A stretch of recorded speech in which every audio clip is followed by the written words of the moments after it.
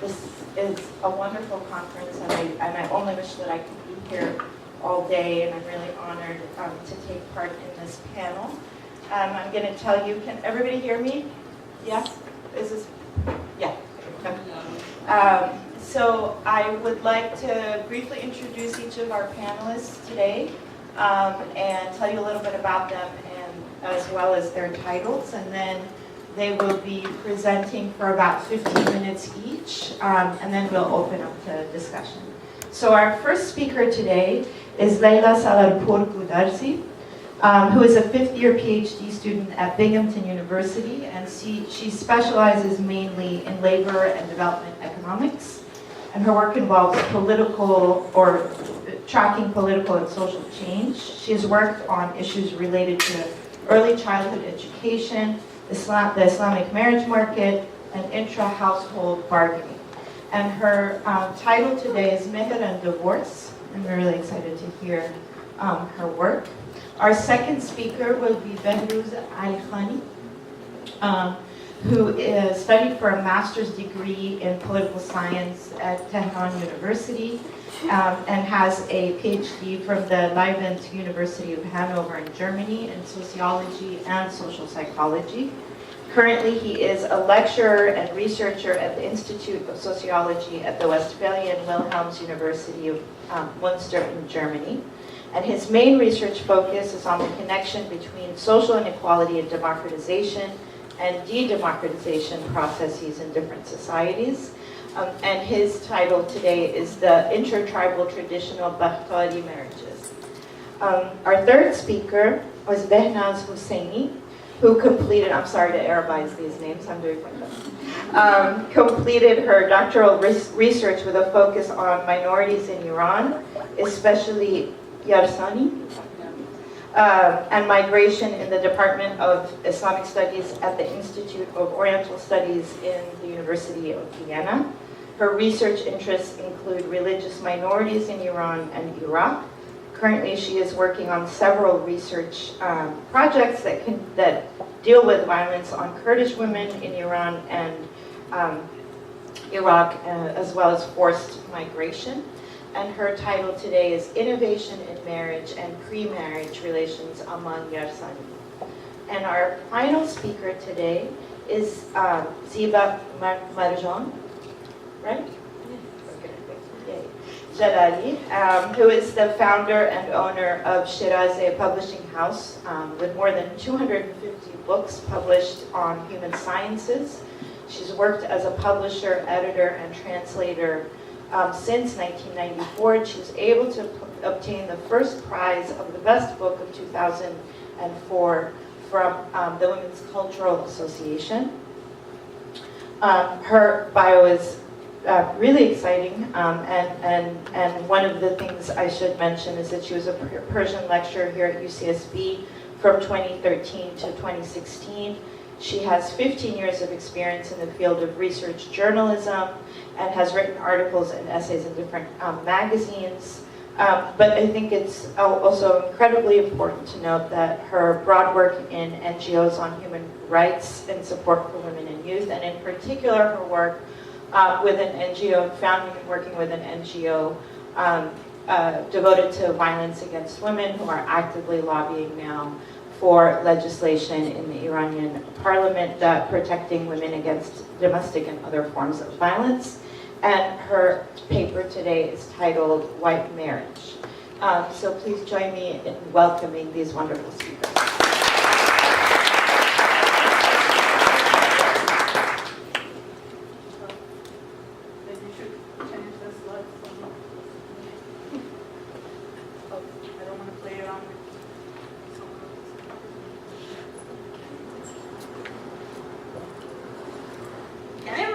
My voice, like, is it okay if I don't use that? My students usually say no. They say I'm loud enough, so I was hoping that that would be okay.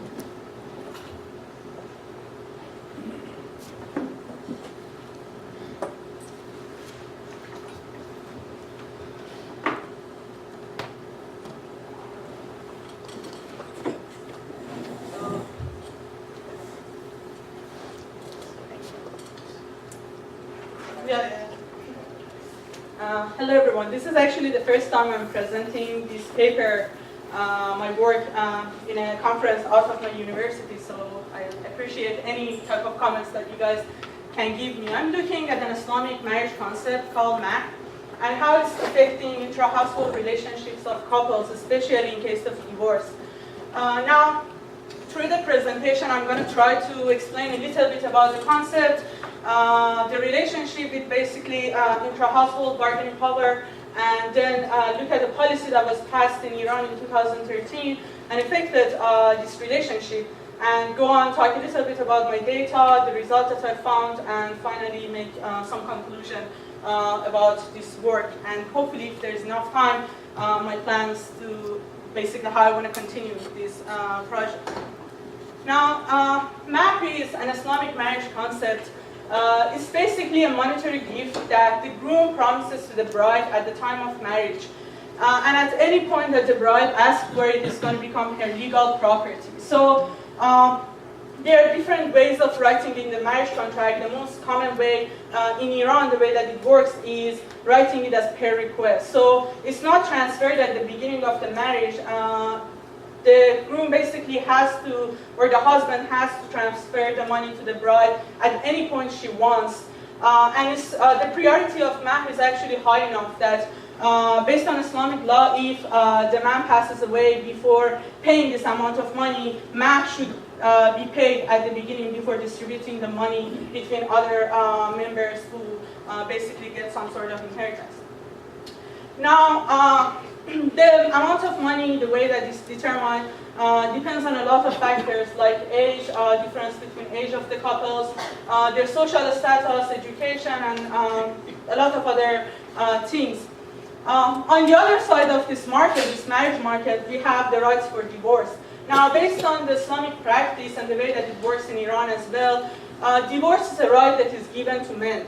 It means that they can, as long as they basically fulfill the requirements that they have toward their wife, like paying the amount of money that they promise, they can get one-sided divorce.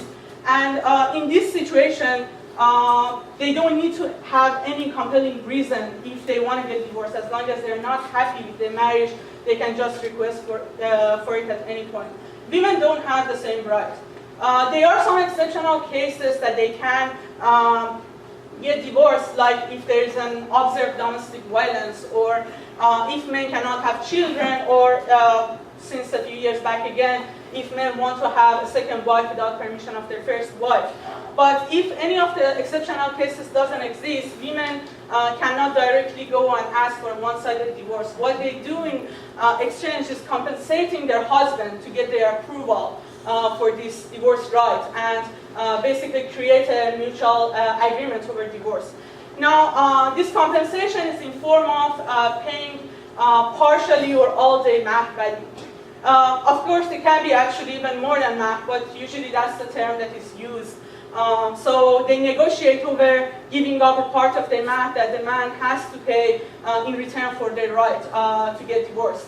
And in this situation, it creates an environment where MAH plays a really critical relationship between women's power in two senses. One is in terms of effects on bargaining power of couples within marriage, in this sense that women have the legal right to make decisions about this amount of MAH. So if the relative value of MAH is higher, it means at any point if women are not happy with the way that basically the allocation of budget in the family is whole, they can ask for this money and then decide about how they want to spend it. So if this value is higher, because we know in every marriage when people get together, there's a common resource and they have to decide about how they want to spend this money. There is some sort of compromise between the couples, and how basically each one of them has a say about this money goes back to the bargaining power of these couples. And this bargaining power comes from different factors like cultural norms, or who is the main provider in the family, who has the more share of income, age of these couples, or other factors. MAH is one of them that helps increase the power of women. At the same time, it has a positive effect in the outside options for basically women and men. It improves the situation for women while at the same time has a negative effect for men. By outside option, I mean any other alternative option, the best alternative option that they have against being married. So it can be getting divorced and being single, going back to their parents' house, or remarried. Now, in this situation, if men want to ask for divorce, they have to basically pay this whole amount of mahr, which is a share of this distribution of the budget that they gained within their marriage. And it's going to move to the wife, which makes her better off when she gets out of this marriage contract. So it's a cost for men. At the same time, if women want to get divorced, they basically have more bargaining chips to negotiate over like how much they're willing to give up to get their divorce rights. Now, in 2000, would you tell me like 5 minutes before the episode? Yeah. In 2013, a law was passed in Iran that put a cap on the binding amount of mahr. Now, there was a lot of different reasons mentioned by the government for this cap. One of them was a serious hike in the level of mahr that people were requesting. Usually, these days, the common way of defining mahr is in terms of gold coin. So, people were like getting to the levels of like 2,000 gold coin as their mahr value and write it down in the contract. And it was legally binding. If men didn't pay this amount of money, they would go to jail if they failed in negotiations. Now, with these values, we had an increase in the number of prisoners as a cause of mahr crimes, because it counted as a kind of financial commitment. So if you didn't pay, you basically committed a crime and you could go to jail.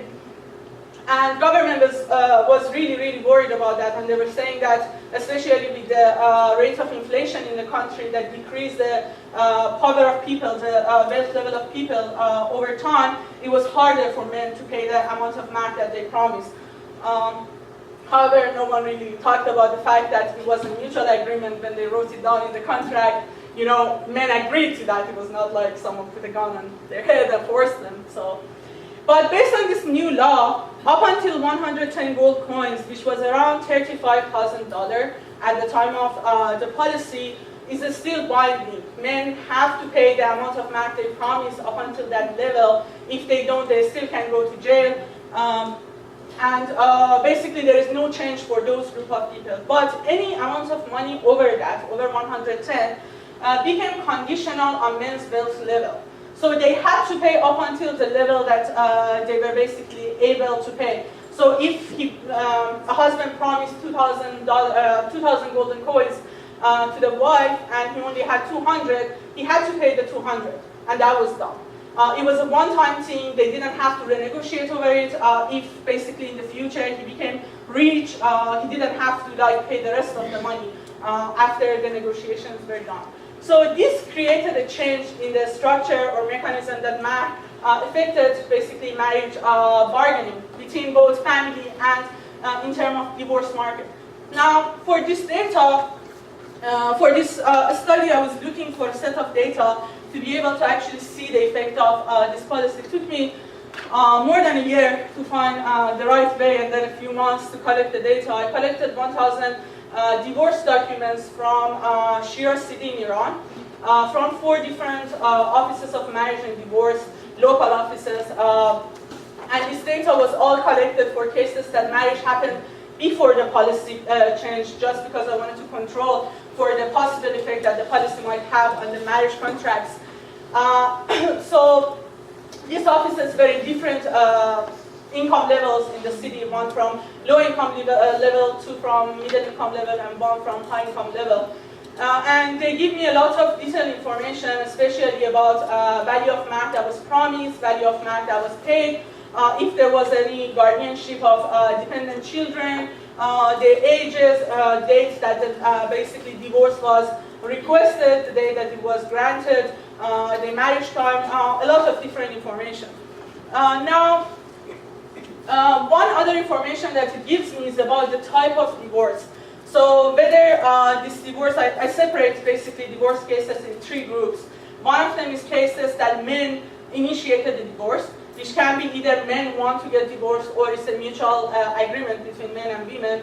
The second case is when women request for divorce, and then after negotiations through the court, get to some level of agreement over the divorce right and amount of money that they have to pay.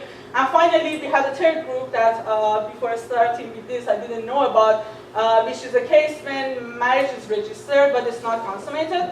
So in that case, it's a separation. The laws are different a little bit, and I didn't really study that group that much, especially that it happens usually at the first year of marriage. You can kind of count it as a dating, basically, period of time that people have, and then they break it off. So the whole thing is different with them, and I don't have that much data from after the policy for this group, since marriage should happen before the policy for my data, and I'm not looking at them.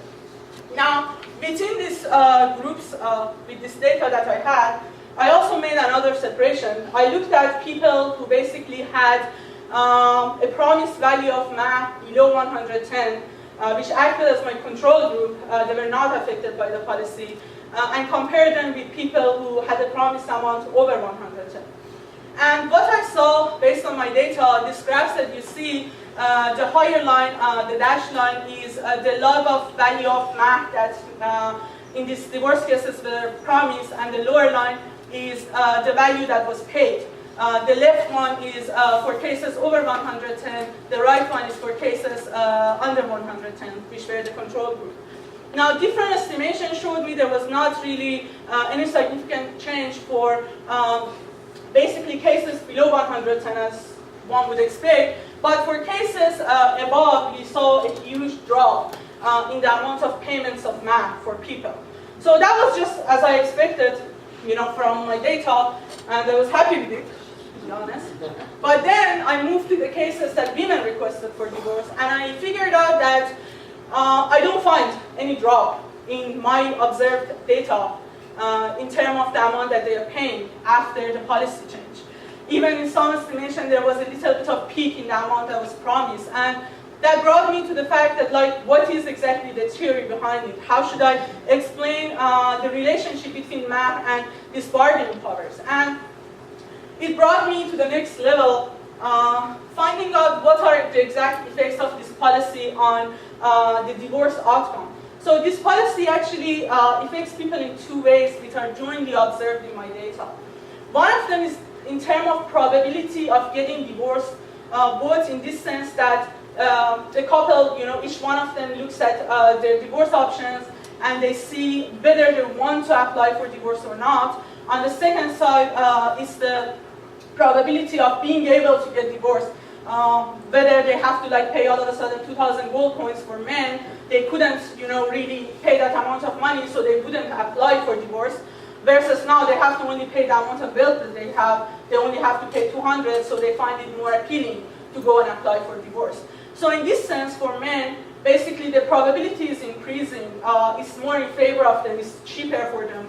And so both in terms of increasing in their power to get divorced and the amount that they're paying, the final outcome of the market, they, you can see a drop in the sample because, not in the sample, sorry, in the amount that they are paying, because all the people that before the policy would request for divorce, after the policy they are still going to request for divorce, and we might have even newer people who wouldn't consider divorce option, but now they are considering it. For women, on the other hand, basically, the probability is going down. That means that there were some people who were able to negotiate over their divorce rights before the policy and get divorced, but after the policy, either they cannot do that anymore because men prefer to pay the whole amount of money that they want and stay married, or in some cases, they basically decide that it's not profitable for them anymore. They don't want to get divorced. So in this situation, there's a drop in the sample of people who would have considered getting divorced before the policy, but they do not after the policy. And that makes the final result that I see from my sample as an ambiguous result that I cannot see whether it has a positive or negative effect on the payments of MAC amounts of money. Now, in the future of this paper, I'm hoping to be able to look more into intra-household effects of the policy for cases, especially that marriage happened before the policy implementation, cases like domestic violence, if I can ever find the data. And I'm hoping to be able to collect some information about marriage agreements after the policy, compare them with the cases before the policy, and see when this relationship broke down, basically the relationship between man and bargaining power of couples, now whether women start asking for more rights or prenup conditions in their marriage contracts, like right to work or right to get out of their house or travel abroad, or any other type of right, mutual divorce rights, as a result of this policy over time. That's about it. Thank you for your time.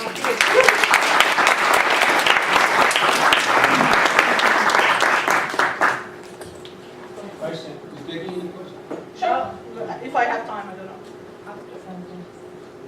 Is it okay if we hear everyone and then do questions? Just have one simple question. I have not been in Iran for a long time, and I know when I was in Iran, there was no civil marriage as we know in the United States.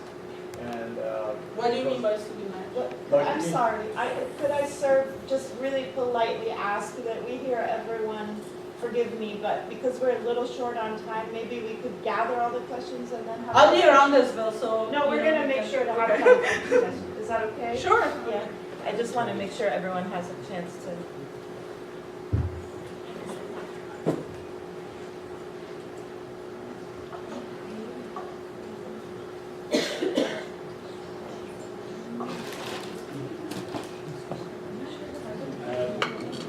My presentation is actually a part of a bigger project that I'm carrying out at the moment in Germany. It's a second PhD called Habilitation.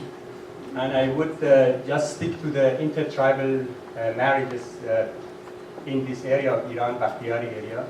And try first to explain where the Bakhtiyari